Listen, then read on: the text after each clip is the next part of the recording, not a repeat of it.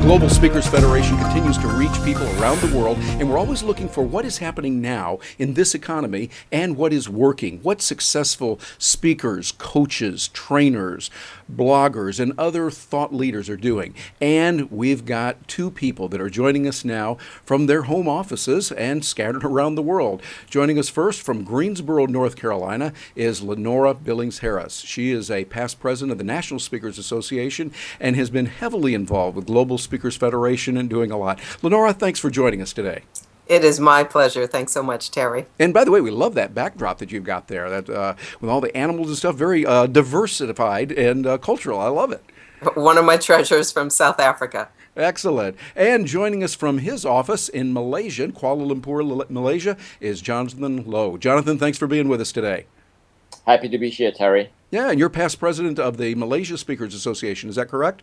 That's right. That's right. Yeah. So while we got you there on that side, and we appreciate you getting up early in the morning to join us. For those of you joining us on this, you know that one thing we can't resolve with technology is somebody has to get up early when you do these kinds of things. So, Jonathan, we appreciate you getting up early. So tell us what's going on. What do you see happening in the overall broad economy in Malaysia, Singapore, and parts of Asia where you're working?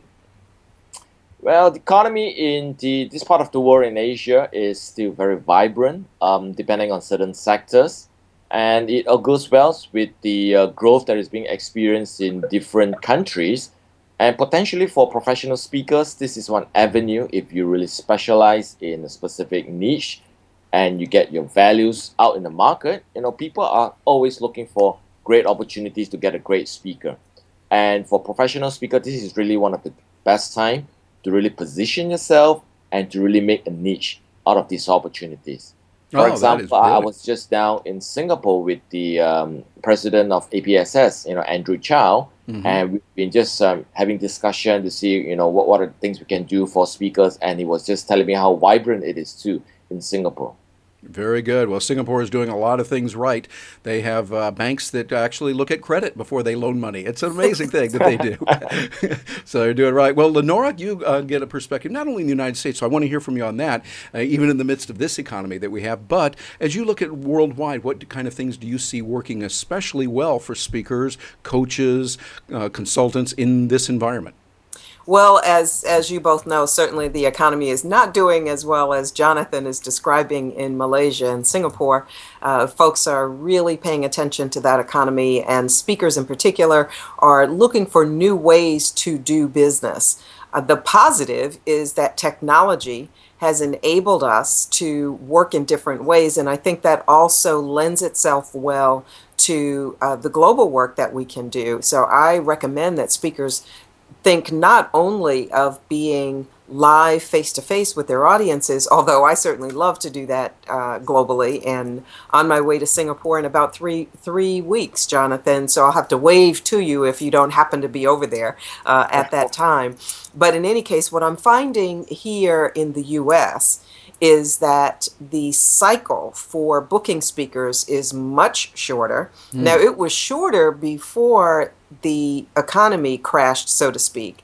Now it's amazing. Sometimes even for planned conferences, not the huge ones, but for the mid-size and small conferences, they may try to book a speaker 3 weeks to a month before the engagement. So it takes some getting used to. Yeah, that's true, because they look at it from their point of view. They have their members who are canceling and saying, gee, I don't know if we can send all of our people. Maybe we can only send a few to the conference, et cetera. And so they don't know what their budget is. And they don't know really, can we afford to hire a speaker to come in?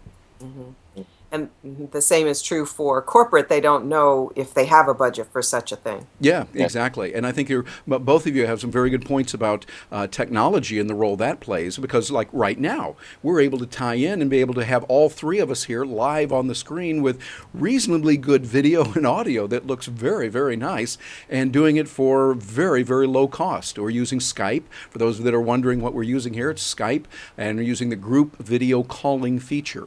So that's something that is available. Of course, other technologies exist that do that also, but I see the technology doing a lot there. Jonathan, what do you see the level of acceptance with meeting planners for using technology like Skype or Google Hangouts or Zoom.us or Uvu or others like that? What kind of acceptance do you see among meeting planners? I think the opportunities for a face-to-face is still going to be very much there, especially Yes. in Asia and the Middle East. We can't really do without that. People like to have the personalized engagement, but I would say that technology would have a great part in supporting that. Some will embrace it more as an option, but some likes it as a twofold. They like to have the face-to-face and also at the same time to use technology to support maybe some post coaching that may occur after that, or some assessment that may happen after that. But so it's the use of both technology. One is the online technology like what we're doing now through Skype, and the other one is the face-to-face engagement.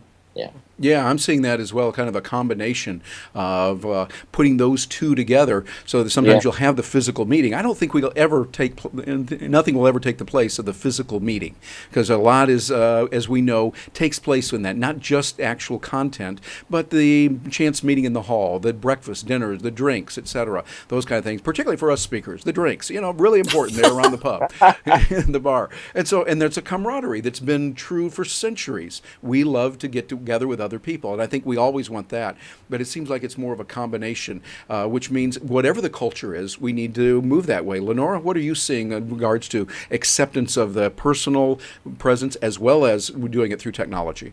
Well, I certainly see a great increase in using technology for booking engagements. So between traditional email and now video in the email and like iJot, I learned from you, and my clients are loving it. Good. For those folks that don't know what it is, you can send a short video instead of having to type out the whole email. It's ijot.com. I love it. And that's So, EYEJOT. Often we think of the letter I because of iPad, but EYEJOT.com.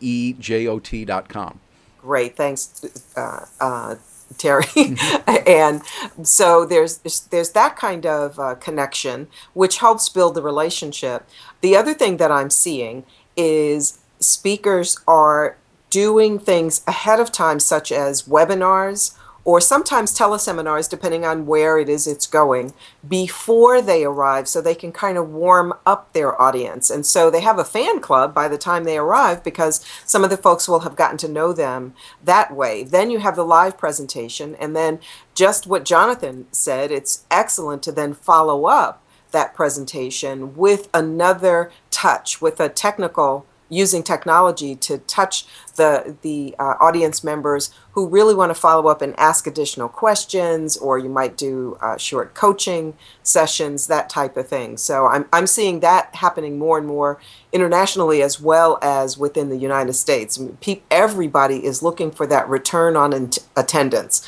How can they get their best bang for the amount of money that they have invested in going to a conference or training, that type of thing? Yeah, exactly. I like you use that term there, return on attendance. That's something I heard first from Chris Clark Epstein, a past president of the National Speakers Association, and she stresses that beautifully in how she talks about the return when you send people there, all the time, money, and effort that it takes to put someone in the convention and bring them back home. What kind of return are you getting on that? And I think that's a focus there as well.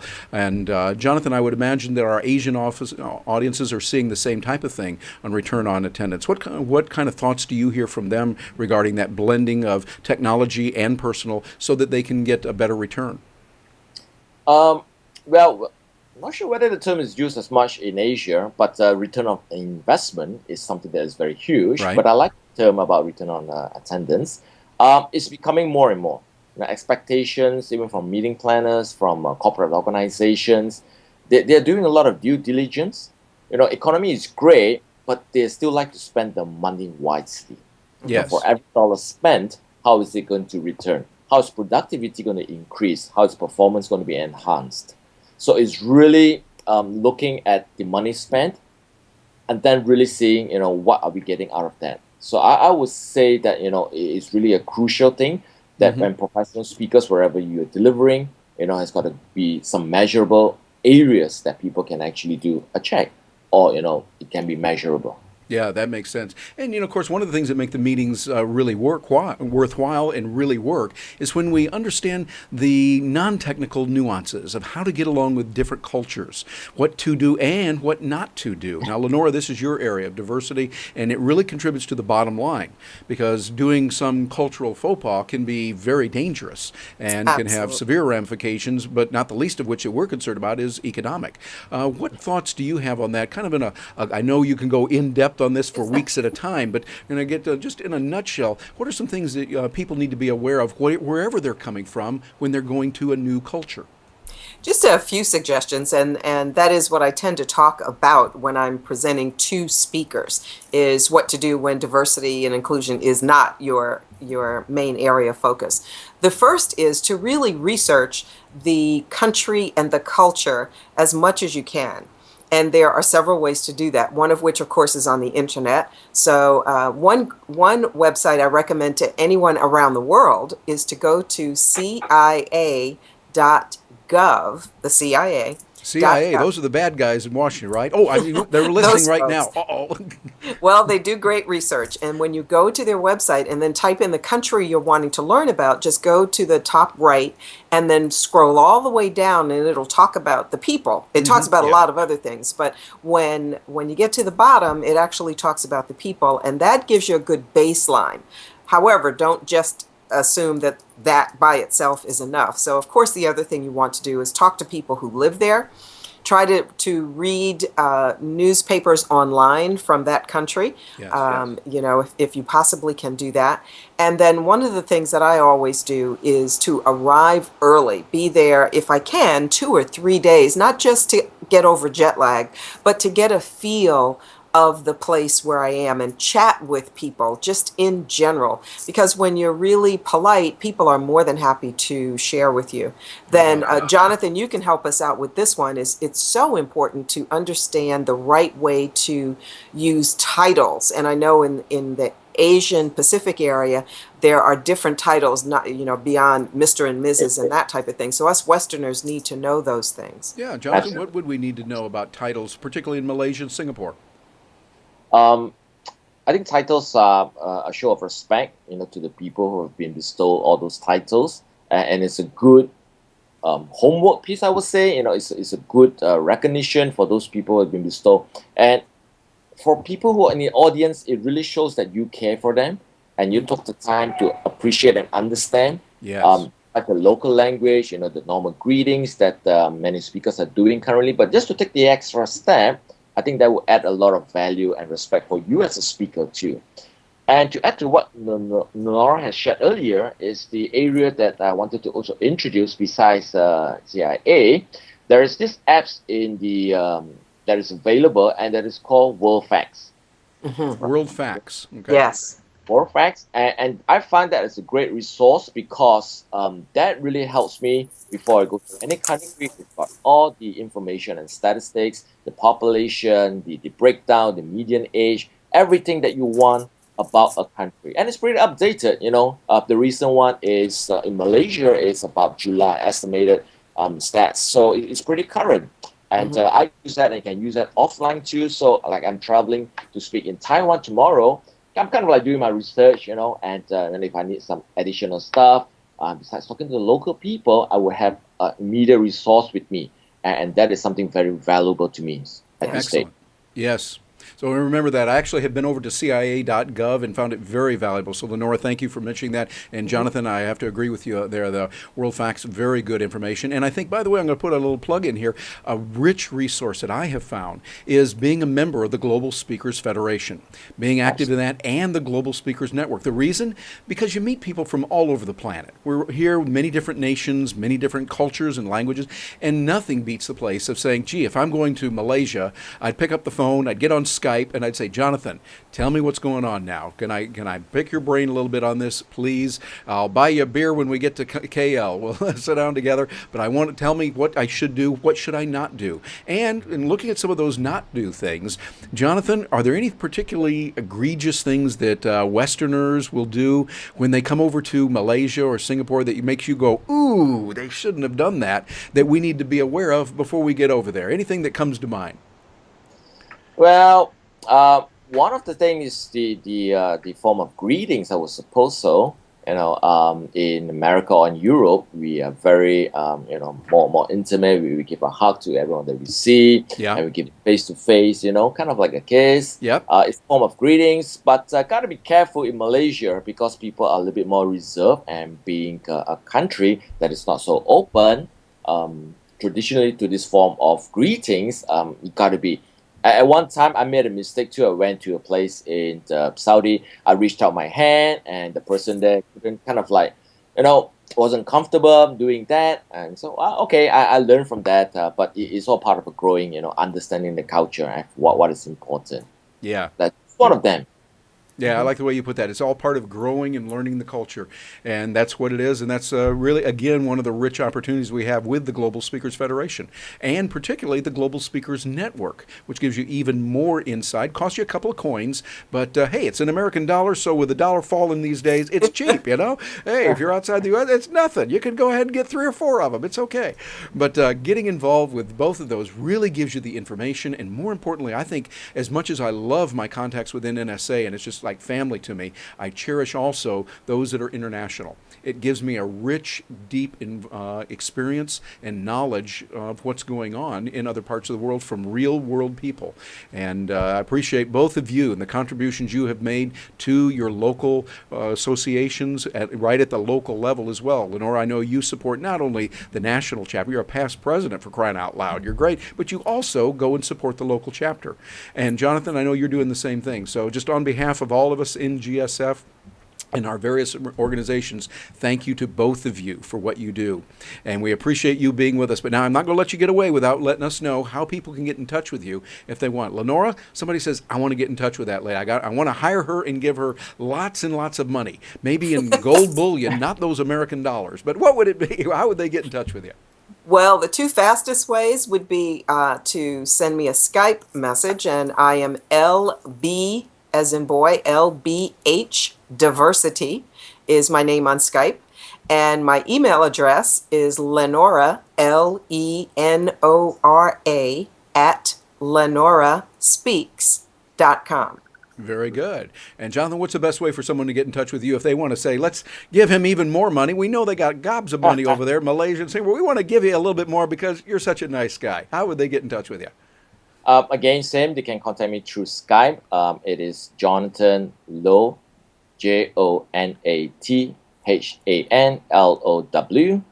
Or they can also send an email to me at jonathan@powerupsuccess.com.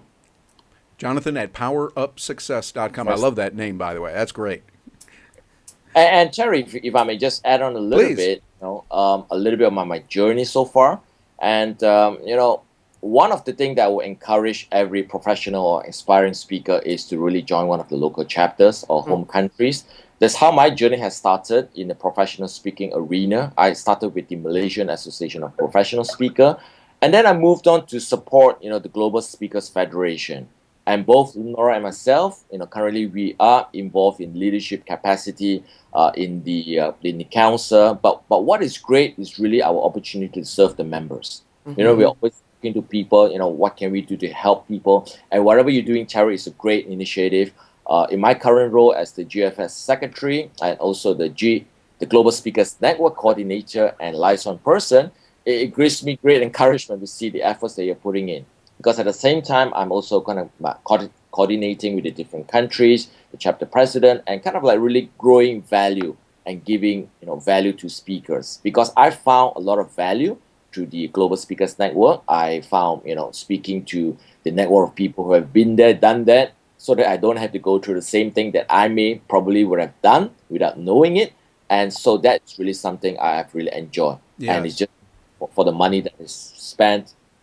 it is just tremendous, tremendous value. Absolutely. I put an exclamation mark behind what you just said, that I find it really beneficial. I'm a member of my local chapter, a proud member of the NSA Central Florida chapter, and also get a chance to support the Georgia chapter, South Florida chapter, just where I am geographically. But I find the reason I go is the people are wonderful. I learn every time I go that helps me in my business. And so I encourage people to get involved with that. Lenora, Terry, any parting what words I would before we let you go? Yeah, what I would add, piggybacking on what Jonathan said, is I find, especially for Global Speakers Network, is that no matter where it is I'm going in the world, I know I have a friend there. Yes. So, particularly being a woman traveling, and sometimes a woman traveling in the Asian Pacific area or the Middle East or other places that aren't, like right here in the U.S., I want to make sure I understand the customs, and particularly want to make sure that I am carrying myself in a respectful way to the other women that are in places where I go. So GSN, Global Speakers Network, in particular, has been really a great resource in that regard. And then, Yeah. of course, then I have friends after I get there. Yes, absolutely. That's what makes it all worthwhile. Well, gee, we could just keep going for hours. I am really enjoying this, but our clock is saying no, we need to wind it down. But people will get a chance to see each of you at various association meetings, so look up where these folks are going to be. And by all means, if you're watching this and you say, boy, I really enjoyed that, make an effort to see them. I know both of these people. They're wonderful. Contact them, send them an email, and make the connection there. Well, on behalf of the Global Speakers Network and Global Speakers Federation, I'm Terry Brock. I want to thank Lenora Billings-Harris for joining us from her home there in Greensboro, North Carolina, and Jonathan Lowe for joining us there in Kuala Lumpur, Malaysia. Thank you both for being with us. Thank you. Thank you for the invitation. Bye-bye. Bye-bye. Thanks.